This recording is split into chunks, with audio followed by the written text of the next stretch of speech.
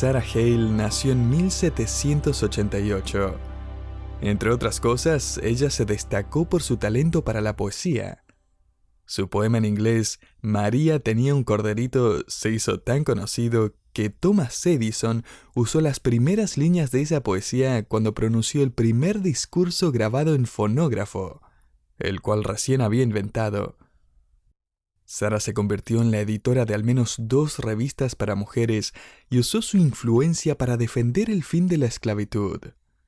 Ella también hizo un llamado a varios presidentes de los Estados Unidos para que apartaran un día especial al año para que se hiciera una celebración nacional de acción de gracias a Dios. Y después de décadas de persistencia, el presidente Abraham Lincoln finalmente accedió a su solicitud. En realidad, Lincoln parecía ser el candidato más improbable para instaurar un Día Nacional de Acción de Gracias, porque su presidencia estaba atravesando un momento en la historia de Estados Unidos en el que nadie habría estado interesado en agradecer a Dios por nada. Estamos hablando de la Guerra Civil, que ya se había prolongado durante varios años. Pero Lincoln instauró el Día de Acción de Gracias y la primera celebración fue en 1863, justo en medio de la Guerra Civil. Por cierto, el discurso de Lincoln incluyó estas palabras: «Invito a mis conciudadanos en todas partes de los Estados Unidos a observar un día de acción de gracias y alabanza a nuestro Padre que habita en los cielos». Y desde entonces, todos los presidentes han proclamado el Día de Acción de Gracias como una celebración nacional el último jueves de noviembre. De hecho, el papel de cada presidente incluyó un discurso especial de acción de gracias durante los últimos 175 años. Sin embargo, me pareció interesante que un año el Día de Acción de Gracias se celebró en diciembre, porque al presidente Andrew Johnson se le olvidó hacer la proclamación anual. La verdad es que tendemos a parecernos más a Andrew Johnson que a Abraham Lincoln, ¿no es así? Tristemente, muchas veces se nos olvida agradecer a Dios. Peor aún, el Día de Acción de Gracias se ha transformado en un obstáculo en el camino hacia la Navidad. De hecho, se ha convertido en un día para comprar, y no necesariamente para dar gracias. Sin embargo, eso tampoco debería ser una sorpresa, ¿verdad? Según el capítulo 1 de Romanos, una de las características principales de una cultura en decadencia es el aumento de la ingratitud. Uno podría pensar que las marcas de una sociedad perversa serían el aumento de asesinatos o la inmoralidad. Pero de acuerdo con la carta de Pablo a Timoteo, una cultura malvada y corrupta se caracteriza por estar llena de personas ingratas. 2 Timoteo 3:2. Es más, en este pasaje donde Pablo describe las personas en los postreros días, él pone la ingratitud en la lista aún antes de características como impío, sin afecto natural, implacable, calumniador, cruel, aborrecedor de lo bueno, amador de los deleites más que de Dios. Es interesante que la marca de una cultura impía se revela tanto en su actitud como en sus acciones. Pablo describió una cultura perversa como un pueblo que rehúsa dar gracias. Él escribió: «Pues habiendo conocido a Dios, no le glorificaron como a Dios, ni le dieron gracias».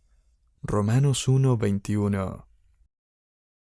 Quizás es por eso que una actitud distintiva de los creyentes, especialmente en contraste con el mundo impío, es el ser agradecidos. El apóstol Pablo incluso les mandó a los creyentes a que fueran agradecidos. Colosenses 3:15. Sed agradecidos. En otras palabras, diga gracias, exprese gratitud. Y bajo la guía del Espíritu Santo nos manda a ser agradecidos porque nuestras actitudes necesitan ser corregidas y transformadas. de estar metidas en el molde del mundo que se caracteriza por la ingratitud, a ser transformados a la imagen de Cristo, lo que se caracteriza por la gratitud. Recordamos a nuestro Señor Jesucristo, que es un modelo perfecto de gratitud para nosotros, un modelo perfecto para imitar. En el momento de su mayor crisis, en las horas previas a su brutal crucifixión y la agonía de su separación del Padre para convertirse en la ofrenda por nuestro pecado, Jesucristo tomó el pan y el vino, los elementos que le recordarían a la Iglesia durante 2000 años acerca de su sufrimiento, su cuerpo crucificado y su sangre derramada. Él tomó estos elementos que representaban toda esa agonía y sufrimiento y dio gracias. ¿Cómo pudo dar gracias horas antes de ser crucificado? Eso es como un judío que sobrevivió al holocausto y luego regresa al campo de concentración para observarlo y dar gracias a Dios. Eso es como un padre que regresa a la intersección donde un conductor ebrio le quitó la vida a su hijo y da gracias a Dios. Es como un hombre o una mujer que regresa al hospital donde escuchó por primera vez la noticia de que tenía cáncer y agradece a Dios. Eso es como un país destrozado por la muerte y la división, deteniéndose por un día justo en medio de la guerra civil para encontrar algo por lo que puedan dar gracias a Dios. Quizás esté pensando, eso no es normal, eso es antinatural. Estoy totalmente de acuerdo. Es antinatural, es sobrenatural. La verdad es que necesitamos que nos enseñen a ser agradecidos y que nos recuerden por qué. Porque nos parecemos mucho al expresidente Andrew Johnson. Tendemos a olvidar. Le invito a que abra su Biblia en la colección de himnos hebreos, el libro de los Salmos, literalmente el libro de alabanzas, y reflexionemos en el Salmo 100. El Salmo 100 es el único salmo cuyo título indica que debía ser una guía pública para la acción de gracias. Podría llamar al Salmo 100 el himno original de acción de gracias. Tanto los creyentes del Antiguo Testamento y los creyentes del Nuevo Testamento tienen las mismas dos preguntas acerca de dar gracias. ¿Cómo debemos dar gracias a Dios? ¿Y por qué debemos dar gracias a Dios?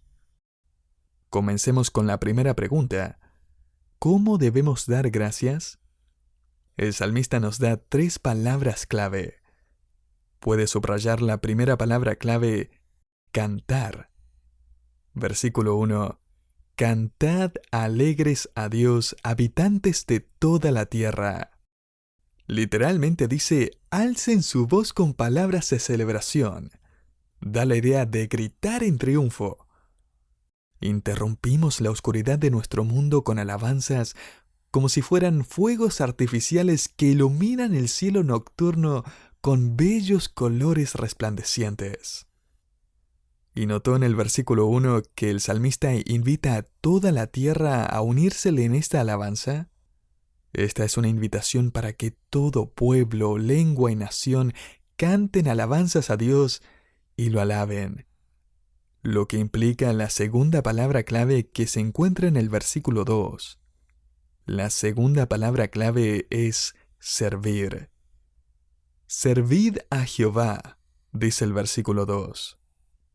Todos están invitados a someterse al Señor, a convertirse en sus siervos. Ciertamente, esta sumisión viene como resultado de un corazón agradecido por todo lo que el Señor ha prometido y todo lo que Él ha hecho. Por eso note que el llamado es a servirle con alegría. Querido oyente, si está sirviendo al Señor, pero no está muy feliz de hacerlo, es posible que haya olvidado a quién está sirviendo en primer lugar. En última instancia, usted no está sirviendo a los hermanos de la iglesia. Usted está sirviendo al Señor. No está sirviendo al pastor tampoco. No está sirviendo a ese comité. No está sirviendo a sus hijos, ni a su cónyuge, ni a sus padres, ni a su jefe. En realidad, usted está sirviendo al Señor. Ahora, escuche. Tome nota del hecho de que el salmista no pone un punto final después de servid a Jehová. No hay un punto final allí. El salmista nos manda a servir a Jehová con alegría. ¿Se puede imaginar que alguien le mande a que se alegre? Seguro que sí, porque si tiene hijos seguramente les ha dicho cosas como: más vale que cambies de actitud ahora mismo y pongas buena cara. ¿De dónde aprendió a decir eso? ¿De sus padres, no es así? Mejora esa actitud o vas a ver. ¿Se acuerda de esa? Y ahora decimos lo mismo. Sin embargo, ahora tiene la edad suficiente como para saber que las actitudes en verdad se pueden mejorar. Y Dios evidentemente piensa lo mismo. El salmista no dice aquí: sirve al Señor aunque esté alegre o no. Él dice: sirve al Señor y alégrese por ello. Cuando nuestros hijos eran pequeños, por un tiempo les dimos una mesada por hacer algunas tareas extra, pero solo les pagábamos si hacían las cosas con una buena actitud. De hecho, esperábamos que mejoraran su actitud simplemente porque lo ordenábamos. Seguramente usted les ha respondido a sus hijos diciendo: hazlo, ¿por qué? Porque yo te lo digo. Cambia tu actitud porque yo te lo digo. Ahora, ¿por qué es bueno hacer eso? Porque queremos prepararlos para que al crecer sirvan al Señor con la actitud correcta. Porque su Padre Celestial se los ordena, y ellos van a aprender, tarde o temprano, que Él espera que los sirvan con una buena actitud. Así que evidentemente esto es algo que usted y yo podemos hacer. Pablo escribe en 2 Tesalonicenses 5:18: dad gracias en todo, porque esta es la voluntad de Dios. Damos gracias en todo y mejoramos nuestra actitud simplemente porque esa es la voluntad de Dios. Lo que significa que un corazón agradecido no es un rasgo de su personalidad, es una acción voluntaria hecha en obediencia, entrega y en sumisión a la voluntad de Dios. Por cierto, Sarah Hale, quien propuso el Día de Acción de Gracias, no era la persona más positiva del mundo, y ciertamente no estuvo exenta de sentir tristeza y dolor. De hecho, cuando tenía 35 años, dio a luz a su quinto y último hijo, y ese mismo año su esposo murió repentinamente. Durante el resto de su vida usó ropa negra como señal de su continuo dolor. Y lo que me pareció verdaderamente interesante es que fue después de la muerte de su esposo que logró convencer al presidente de los Estados Unidos de invitar al país a agradecer a Dios. La tercera palabra clave es congregarnos. El salmista continúa enseñándonos cómo agradecer a Dios, agregando al final del versículo 2: venid ante su presencia, literalmente vengan delante de su rostro, con regocijo. En su contexto original, esto haría referencia a ir al templo donde uno iba a cantar, orar y ofrecer sacrificios. Podemos aplicar este principio al día de hoy cuando nos congregamos con nuestros hermanos en Cristo para alabar al Señor. ¿Cuál es su actitud al ir a la iglesia? ¿Lo siente como una carga o lo hace con alegría? ¿Es una obligación más o una oportunidad más para alabar a Dios? ¿Cuál es su actitud al cantar y al orar? ¿Podría honestamente decir que lo hace con regocijo? Quizás sea como un niño de nuestra iglesia que un domingo de camino a casa de la iglesia le preguntó a su madre: Mami, ¿cuál es el número más alto hasta el que hayas contado? Ella le dijo: la verdad es que no lo sé. Nunca había pensado en eso. Sabiendo que su hijo iba a querer que le devolviera la pregunta, ella dijo: ¿Y cuál es el tuyo? 5372, le dijo. Vaya, pero ¿por qué te detuviste en ese número?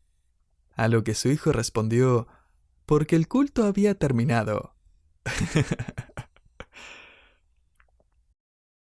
¿Ha pensado alguna vez en que uno de los antídotos de Dios contra la ingratitud es el congregarse? El ir ante la presencia de Dios con regocijo, en oración, en comunión, con cánticos alegres. Así que cante con alegría. Eso es una acción de agradecimiento. Sirva a Dios con alegría. Eso es una actitud de agradecimiento. Y venga ante Él con regocijo. Eso es un acceso agradecido. John Phillips, un famoso expositor de la Biblia, ilustró bellamente este versículo al contar sobre un jovencito que estaba en Londres de pie frente al Palacio de Buckingham. Él está ahí tirando de la chaqueta del guardia y diciendo: «¡Quiero ver al rey! ¡Quiero ver al rey!». Por supuesto, el guardia ni se inmutó. Si alguna vez ha visto o escuchado de la Guardia Real Inglesa con su uniforme rojo y esos sombreros grandes y negros de piel de oso, sabrá que no se mueven por nada del mundo. Algunos malintencionados hasta intentan hacerlos pestañear a propósito. El niño siguió tirando su chaqueta e insistiendo: «¡Quiero ver al rey!». Un policía que estaba por allí se le acercó y le dijo: «Hijo, no vas a poder ver al rey. No tienes permitido entrar al palacio». Mientras eso ocurría, un pequeño grupo de personas llegó al lugar. La prensa los siguió y estaban sacando fotos, y uno de los hombres, muy bien vestido, acompañado de su séquito, escuchó la conversación. Así que se acerca al niño y pregunta: «¿Qué pasa?». A lo que el niño le responde: «Quiero ver al rey». Y todos se sorprenden, ya que el hombre extendió su mano y le dijo: «Bueno, ven conmigo entonces». El chico tomó su mano y, para su sorpresa, la policía no intentó detenerlo ni tampoco los guardias. De hecho, los guardias se pusieron en formación y los saludaron formalmente mientras les abrían las puertas. Entraron, caminaron por los pasillos y se dirigieron directamente a la presencia del rey. El niño había tomado la mano del príncipe de Gales, el mismo hijo del rey. Eso le dio acceso. Ese es nuestro privilegio. Tenemos acceso a Dios el Padre porque su Hijo nos sostiene de la mano. Ahora el salmista responde a la pregunta: ¿por qué? ¿Por qué debemos darle gracias a Dios? Y es como si nos dijera: ¿acaso no lo sabes? Versículo 3: «Reconoced que Jehová es Dios». En otras palabras, lo debemos alabar no solo por lo que hace, sino por quien es. Él es Dios. Y eso es más que suficiente como para alabarlo. Bueno, pero ¿qué clase de Dios es Él? El salmista lo describe más abajo en el versículo 5. Porque Jehová es bueno. Él es bueno. Para siempre es su misericordia. Es decir, Él no va a cambiar de opinión en cuanto a sus promesas. Él no va a olvidarse de usted, aunque a veces pueda olvidarse de Él. Note además en el versículo 5 que su verdad es por todas las generaciones. O sea, generación tras generación, tras generación, tras generación, Él sigue siendo el mismo. Podemos depender de Él.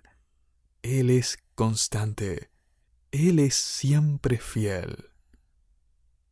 Así que damos gracias a Dios por quién es Él, pero eso no es todo. Le damos gracias no solo por quién es Él, sino también por lo que Él ha hecho. Leamos más detenidamente el versículo 3.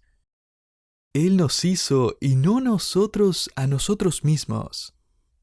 En otras palabras, Dios es el creador, el que nos diseñó, nos formó y nos dio la vida. ¿Sabe lo que eso significa? Usted luce exactamente como Él lo planeó. Él lo creó por dentro y por fuera. Él le dio su personalidad, sus talentos, sus habilidades. Él lo planeó. De acuerdo con su plan divino.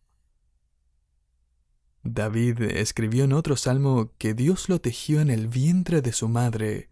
Salmo 139:13. Cada habilidad que tiene y cada discapacidad que tiene fue premeditada por Dios. Él le dio todas las fortalezas que necesitaría. Le dio todas las debilidades que necesitaría. Porque necesita de ambas. Sus fortalezas le permitirían brindarle alabanza. Sus debilidades lo harían depender de su poder. Él lo hizo. Y mejor aún, todavía está trabajando en usted. Él no ha terminado, porque Dios es aquel que constantemente está poniendo sus esfuerzos en usted. Filipenses 2:13 parafraseado. Por cierto, Dios no solamente lo creó, sino que también planea cuidarlo y protegerlo. Note la siguiente frase en el versículo 3. Pueblo suyo somos y ovejas de su prado. Estoy muy contento de que el salmista no haya escrito somos su pueblo y caballos en su establo.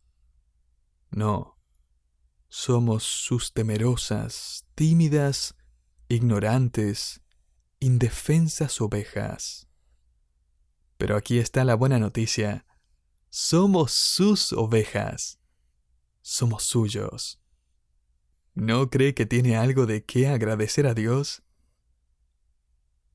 En un libro devocional encontré una interesante leyenda en la que un hombre había encontrado un granero donde Satanás guardaba sus semillas listas para sembrarlas en el corazón de las personas. El hombre descubrió que habían más semillas de desánimo que cualquier otro tipo de semilla.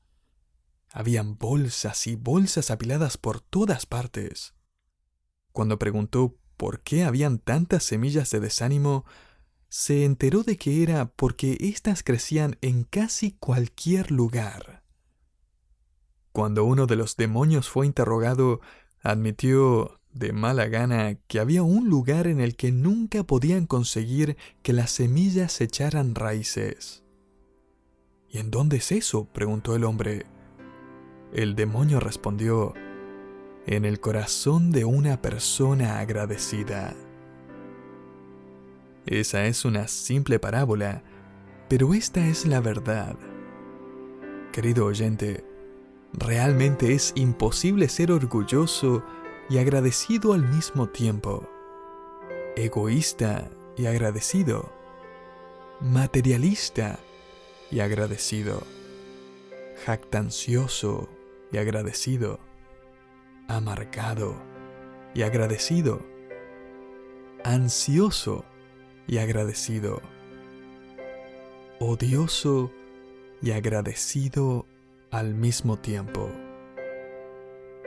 Tal vez por eso es que la gratitud sea una de las características distintivas que nos diferencian del mundo, porque el mundo es egoísta, materialista, jactancioso, amargado y odioso. Ya que hemos descubierto que la gratitud es un mandamiento, un acto de voluntad, entonces es algo que debemos buscar y trabajar en nuestra vida. Así que decida seguir este mandamiento porque es la voluntad de Dios. Mejoremos nuestras actitudes, cantemos, sirvamos y vayamos a la presencia de Dios con alegría. ¿Por qué? Por quién es Él y por lo que Él ha hecho. Él nos hizo y todavía está trabajando en nosotros. Y a pesar de cualquier cosa, Él planea cuidarnos y protegernos por siempre.